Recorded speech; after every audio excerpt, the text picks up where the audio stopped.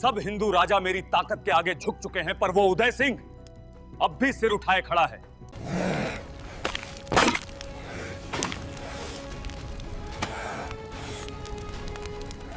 रहने दे भगवान दास, तू तो राजपूत कहलाने के लायक भी नहीं है।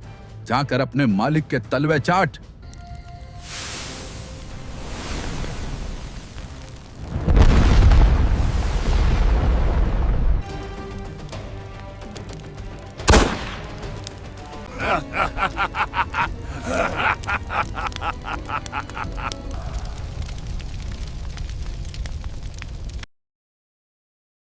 अकबर ने एक के बाद एक हिंदू राजाओं को झुका लिया।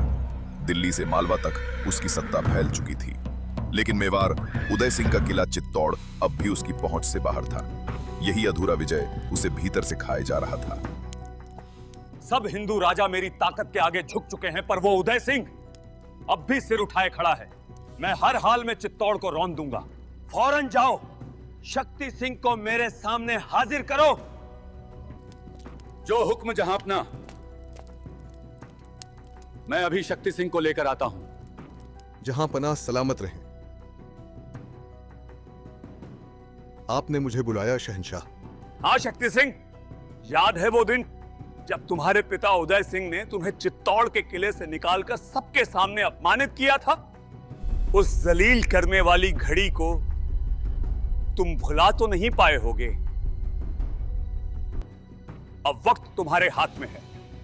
मैं तुम्हें मौका दे रहा हूं अपने उस अपमान का बदला लेने का। मेरे साथ चलो और देखो कैसे चित्तौड़ तुम्हारे सामने झुकेगा। जैसा आपका आदेश शहंशाह, मैं अवश्य आपका साथ दूंगा। पिता ने मुझे ठुकरा दिया, चित्तौड़ के किले से निकालकर सबके सामने मेरी बेइज्जती की। उस दिन का दर्द आज तक सीने में चुभता है। कितनी बार सोचा था कि उनका चेहरा फिर कभी न देखूंगा, पर चाहे कितना भी दर्द हो, मैं उनका बेटा हूं, प्रताप का भाई हूं। अगर मैंने अकबर की चाल छुपाई तो मैं कभी अपने आप को क्षमा नहीं कर पाऊंगा। जो भी हुआ हुआ, लेकिन अब मेरा कर्तव्य है कि पिता और प्रताप को सच बताऊं। रात के अंधेरे में शक्ति सिंह चुपचाप मुगल पड़ाव से निकल पड़े अपने पिता और भाई को आगाह करने।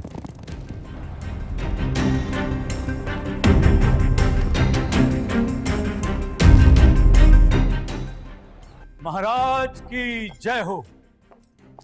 महाराज, शक्ति सिंह आपके लिए संदेशा लाए हैं। शक्ति सिंह, उसकी इतनी हिम्मत! मैंने उसे देश निकाले का आदेश दिया था, फिर वो आज यहां क्या कर रहा है?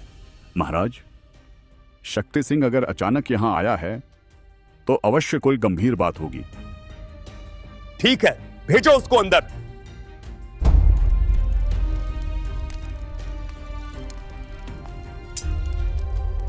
प्रणाम महाराज, मैं आपके लिए एक महत्वपूर्ण खबर लाया हूं। अकबर 80,000 सिपाहियों के साथ चित्तौड़ पर चढ़ आने वाला है। ये तो बुरी खबर है। हमारे संसाधन तो बहादुर शाह से युद्ध में ही खत्म हो गए थे। आप चिंता मत करिए महाराज, हम चित्तौड़ की आन पर आंच नहीं आने देंगे। आप और कुंवर प्रताप पहाड़ों की ओर चले जाएं। हम 8,000 सैनिक इस दुर्ग और इसके 40,000 प्रजाजनों की रक्षा करेंगे। क्या बकवास कर रहे हो? मैं अपनी प्रजा को छोड़कर कहीं नहीं जाऊंगा। कृपया हमारी बात मान लीजिए महाराज। आप हैं तो मेवाड़ हैं, आपकी रक्षा करना हमारा कर्तव्य है। आपको एक लिंग जी की सौगंध, तुरंत किला खाली कर दीजिए। ठीक है जयमल जी, मन तो मेरा मातृभूमि के लिए आपका बलिदान देने का है, पर जैसे सबकी इच्छा है, एकलिंग जी सदैव आपके साथ रहे। इस प्रकार राणा उदय सिंह और प्रताप अरावली पर्वतों की ओर चले जाते हैं आगे की रणनीति बनाने। चित्तौड़ किले की प्राचीरों पर सुबह का उजाला फैल चुका था। भीतर हर कोई अपने कर्तव्य में जुटा था।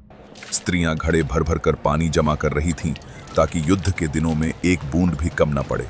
योद्धा अपनी तलवारें धारदार बना रहे थे, कवच कस रहे थे और मन में संकल्प ले रहे थे। इन सब के बीच सेनापति जयमल राठौड़ की आंखों में अटूट दृढ़ता जल रही थी, एक आग जो दुश्मन के तूफान के सामने भी बुझने वाली नहीं। नगरी गांव की जमीन पर मुगल फौज का समंदर उतर आया था। हजारों सिपाही हरे लिबास और लोहे के जिर बख्तर में, तंबुओं की कतारें और लहराते झंडे, हाथियों की गूंज से धरती कांप रही थी। हर एक पर कवच, हर एक पर जंग का जोश, और पीछे से खिंचते चले आ रहे थे विशाल तोपखाने, लोहे के पहियों की चरमराहट और जंजीरों की खड़खड़ाहट, जैसे आने वाले तूफान का ऐलान कर रही हो।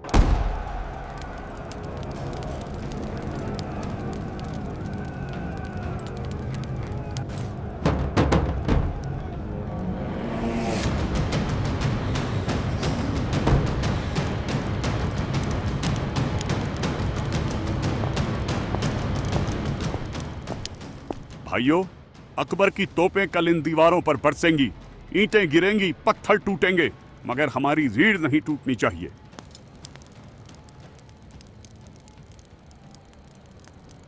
ये दुर्ग हमारी धरती का मान है। अगर हम डगमगाए तो मेवाड़ का नाम मिट जाएगा। मैं कसम खाता हूँ आखिरी सांस तक यहाँ खड़ा रहूंगा। आओ भाइयों, आज की रात हम प्रण लें। जब तक हमारी सांसों में जान है, चित्तौड़ का ध्वज इन दीवारों पर अडिग रहेगा। मुगल तोपें लगातार गरजती रहीं, मगर चित्तौड़ की विशाल दीवारों को तोड़ना आसान न था।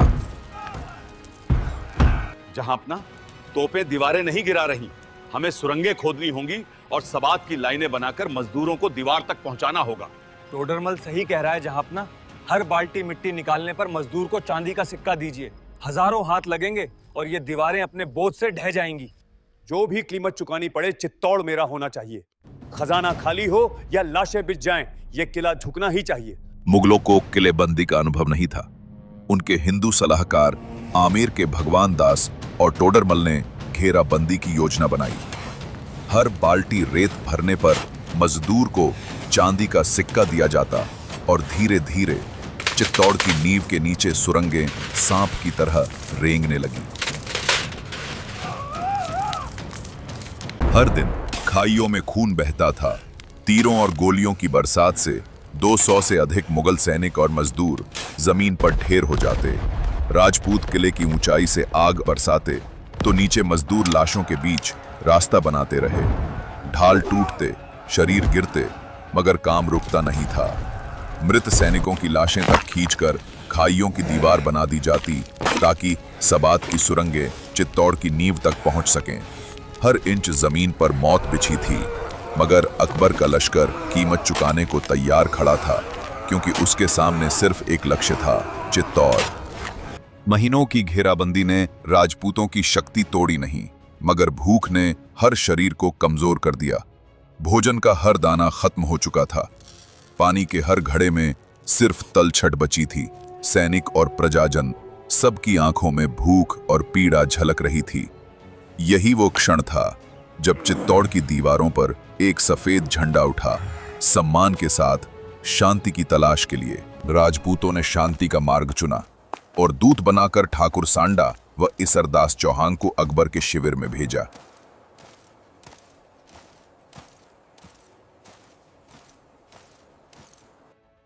आइए आइए, मैं सोच ही रहा था अभी तक कोई शांति समझौता क्यों नहीं लाया। जी हां, हम उपहार और सम्मान देकर इस घेराबंदी का अंत चाहते हैं। मैं तोहफे किसी राजा से ही स्वीकार करता हूं।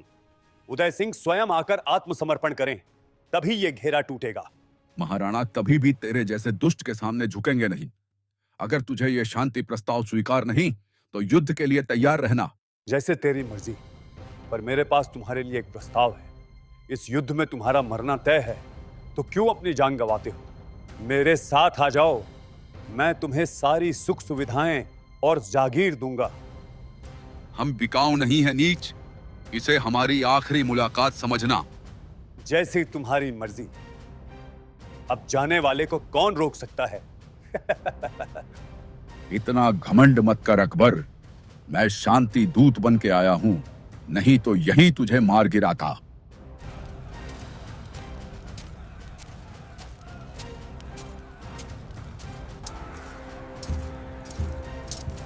रुको इसरदास, मैंने सुना है कि तुमने शहंशाह को सजदा नहीं किया। ये तो उनकी तौहीन है। रहने दे भगवान दास, तू तो राजपूत कहलाने के लायक भी नहीं है। जाकर अपने मालिक के तलवे चाट। वो तो समय ही बताएगा कौन किसके तलवे चाटता है। रात का सन्नाटा टूटा मशालों की हलचल से। मुगल सुरंगों में बारूद के भारी पीपे उतार रहे थे ताकि चित्तौड़ की दीवारों को जड़ से उड़ाया जा सके। कुछ ही देर बाद उत्तर की दीवार कांपी, बारूद फटा, पत्थर ढहे और धूल धुआं आसमान तक उठ गया। 17 दिसंबर को दक्षिणी दीवार पर धमाका उल्टा पड़ा, चिंगारी पलटी और बारूद ने अकबर की अपनी फौज को ही निगल लिया। लेकिन चित्तौड़ का साहस नहीं टूटा। सुबह की पहली किरण के साथ राजपूत दीवार पर लौट आए। पत्थर दर पत्थर जड़ा गया, दरारें भरी गईं। रात के धमाकों से टूटा किला सुबह के संकल्प से फिर अडिग खड़ा हो गया। आगे बढ़ो और किले की दीवारों को नेस्ता नाबूद कर दो।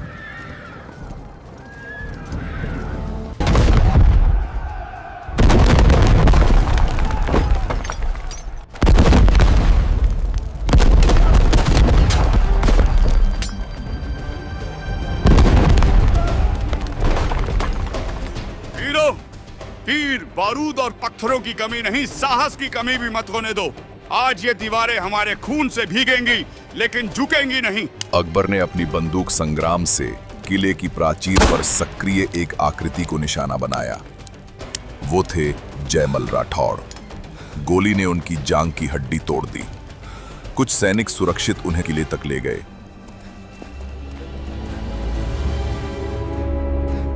भाइयों, हमारे राशन खत्म हो चुके हैं।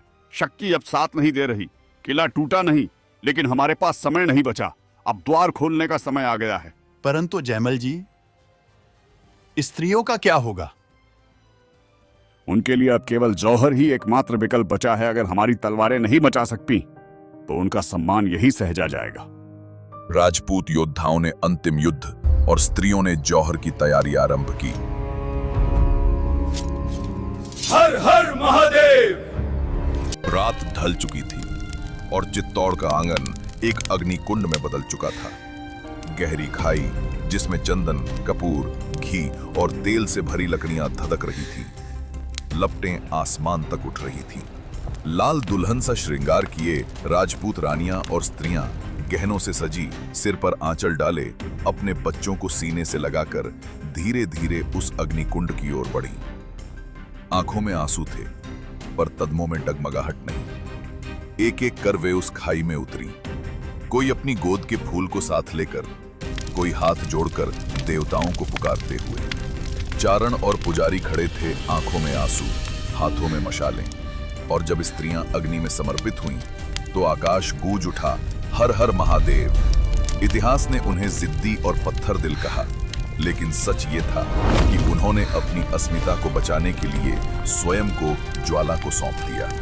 उनके कदमों की आहट और उनकी चूड़ियों की खनक अग्नि की गर्जना में हमेशा के लिए खो गई। और चित्तौड़ उस रात अग्निकुंड बनकर अमर हो गया। आज मैंने जयमल को अपनी गोली से गिराया। चित्तौड़ की दीवारें अब सिर्फ औपचारिकता हैं। अब ये किला मेरे कदमों में झुकेगा।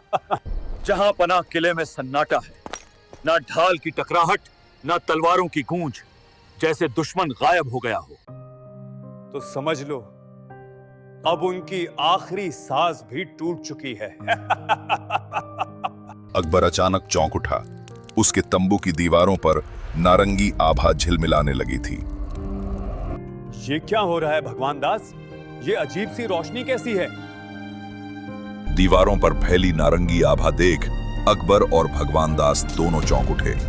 वे तुरंत तंबू से बाहर दौड़े और आंखों के सामने चित्तौड़ किले से उठती ऊंची लपटें देख स्तब्ध रह गए।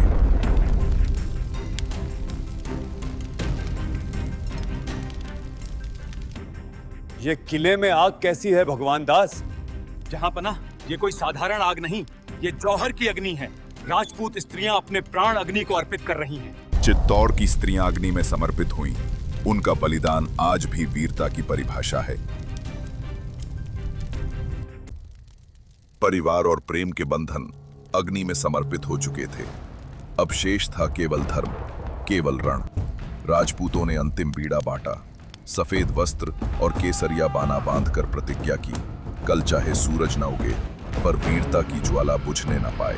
सूरज की पहली किरण के साथ चित्तौड़ के विशाल द्वार कांपते हुए खुलने लगे और उन द्वारों से निकले राजपूत सफेद वस्त्रों और केसरिया बाना बांधे तलवारें ऊंची उठाए। ये युद्ध जीतने या बचने के लिए नहीं था, ये युद्ध था मान सम्मान के लिए। बाहर मुगल सेना अपनी पंक्तियां संभाल रही थी, पर उन्हें सामने थी वो आग जिसे बुझाना असंभव था। चित्तौड़ के बाहर रणभूमि धूल और धुएं में डूबी थी। मुगल बंदूकों की गड़गड़ाहट में भी केसरिया बाना पहने राजपूत आगे बढ़ते रहे, हर प्रहार मौत का संदेश लिए। चित्तौड़ की धरती पर अब केवल धूल, धुआं और शहीदों के निशान बचे थे। केसरिया वस्त्र रक्त में डूबे पड़े थे। मुगल सेना टूटी दीवारों से भीतर घुसी, जहां अब भी जौहर की ज्वालाएं सुलग रही थीं।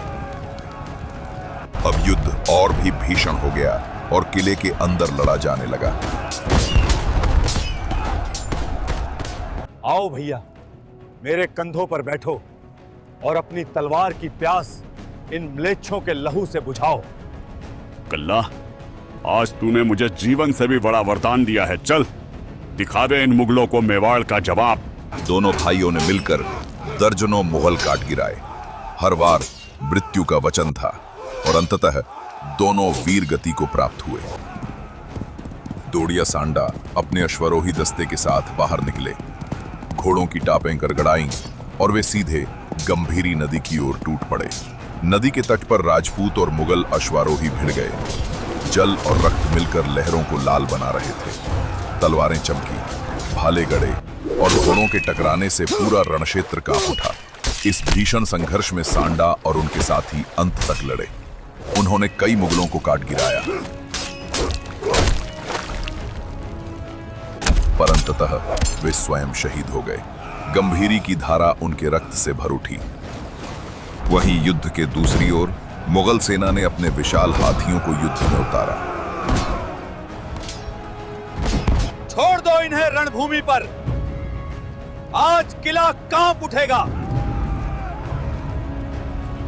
रणभूमि में अकबर के युद्ध हाथी उतर पड़े। लोहे की जंजीरों और कवच से सजे 300 हाथी। उनकी चिंगार ने धरती हिला दी। आगे बढ़ते ही उन्होंने राजपूत योद्धाओं की पंक्तियां तोड़ दी। कई वीरों को सूंड में लपेट कर उठाया और जमीन पर पटक दिया। कुछ को विशाल पैरों तले कुचल डाला। राजपूतों ने पलटवार किया। भाले और तलवारों से हाथियों की सूंडें काट डाली। कई विशालकाय हाथी ढेर हो गए। रणभूमि पर रक्त और चीखों की गूंज फैल गई। ईसरदास चौहान ने रणभूमि में अपार वीरता दिखाई। अपनी तलवार और भालों से कई मुगल हाथियों को मार गिराया।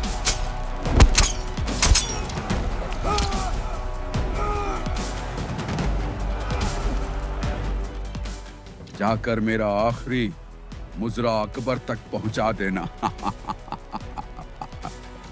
लेकिन अंत में एक हाथी के नीचे कुचलकर वे वीर गति को प्राप्त हुए। रात्रि के अंधकार में गोविंद श्याम मंदिर रणभूमि का केंद्र बन गया था। भाइयों, हर वार में अपने कुल की शपथ दो। जब तक हमारी सांसें हैं, कोई इस मंदिर को अपवित्र नहीं कर सकता। आज इन मुगलों को पता चलेगा कि राजपूतों से टकराने का परिणाम क्या होता है। हर हर महादेव।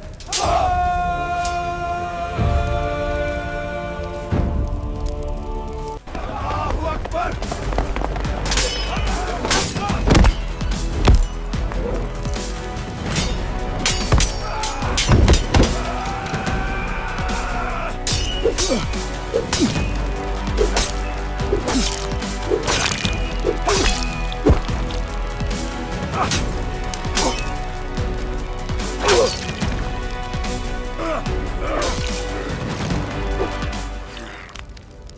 पट्टा चूंडावत ने गोविंद श्याम मंदिर की देहरी पर अपार साहस दिखाया। घायल होने पर भी तलवार उठाए खड़े रहे और कई मुगलों को रणभूमि में गिराया। पर अंततः एक युद्ध हाथी ने उन्हें सूंड में लपेटकर पटक दिया और वही मंदिर की रक्षा करते हुए वे वीर गति को प्राप्त हुए। 8000 योद्धाओं के पश्चात अब 40,000 नागरिक भी रणभूमि में उतर पड़े। कारीगर, मजदूर, लोहार, हाथी सवार, हर कोई हथियार बन गया। ये जनसंग्राम अंततः उनके प्राणों के साथ समाप्त हुआ। चित्तौड़ की धरती पर उस रात केवल योद्धा ही नहीं बल्कि हर नागरिक ने प्राणों की आहुति दी। ये था वो बलिदान जिसने पराजय को भी अमर गौरव में बदल दिया। 4 माह की घेराबंदी के बाद 25 फरवरी 1568 को चित्तौड़ अकबर के कब्जे में आया। लेकिन उसके बाद अकबर और उसकी क्रूर मुगल सेना ने जो किया उसने पूरी इंसानियत को शर्मसार कर दिया। मुगल सैनिकों ने चित्तौड़ पर धावा बोलते ही निर्दोषों पर कहर ढा दिया। गलियां लाशों से भर गईं, घरों में आग लगा दी गई, बच्चों को भाले की नोक पर उठाकर फेंक दिया गया और वृद्धों को हाथियों के पैरों तले रौंद दिया गया। मंदिर तोड़े गए, मूर्तियां चूर कर दी गईं और देवालयों की पवित्र ध्वनि चीखों और धुएं में डूब गई। जहां पर ना रहम कीजिए, ये रक्त की नदियां कब तक बहेंगी? हम पर भी रहम कीजिए, अब इस जमीन को और लहू मत पिलाइए। मुझे कोई श्रेष्ठ कवि बुलाओ, शाहनामा के 7वें से 12वें अध्याय सुनाओ। अमृत नहीं, युद्ध दो मुझे, शांति मेरे काम की नहीं। राजा टोडरमल के अनुरोध के बावजूद अकबर ने हिंदुओं का नरसंहार जारी रखा। चित्तौड़ की धरती पर हजारों वीरों की लाशें बिछी पड़ी थीं और उन्हीं के बीच मुगल सैनिक मृत हिंदुओं के शरीरों से जनेऊ नोच रहे थे। पवित्र धागे जो हर हिंदू के लिए उसकी आत्मा और धर्म का प्रतीक थे, अब उनके हाथों में अपमान का खेल बन गए। खून से सनी इन डोरियों को खींचते हुए उनकी हंसी और ठहाके रणभूमि में गूंज रहे थे। कोई सैनिक मुट्ठी भर जनेऊ को उठाकर दूसरों को दिखाता, मानो युद्ध की कोई लूट मिली हो। जिन धागों में पीढ़ियों की प्रार्थनाएं, संस्कार और विश्वास बंधे थे, उन्हें मजाक बनाकर ढेरों में फेंका गया। धर्म का ये तिरस्कार उस युद्ध से भी भयावह था, क्योंकि यहाँ केवल शरीर नहीं, आस्था को भी रौंदा गया। इतिहास गवाह है, इस कृत्य ने विजय को भी कलंकित कर दिया। चित्तौड़ अब एक शमशान था। हर प्रांगण शवों से भरा पड़ा था, हर मंदिर राख में बदल चुका था। देवालय टूटा, आराधना अपमानित हुई, पर आस्था बुझी नहीं। चित्तौड़ की आत्मा अब भी जीवित थी। किला अब राख और रक्त से ढका पड़ा था। हर प्राचीर पर पराजय का नहीं, बलिदान का चिन्ह अंकित था। 25 फरवरी 1568 मेवाड़ का सबसे अंधकारमय दिन।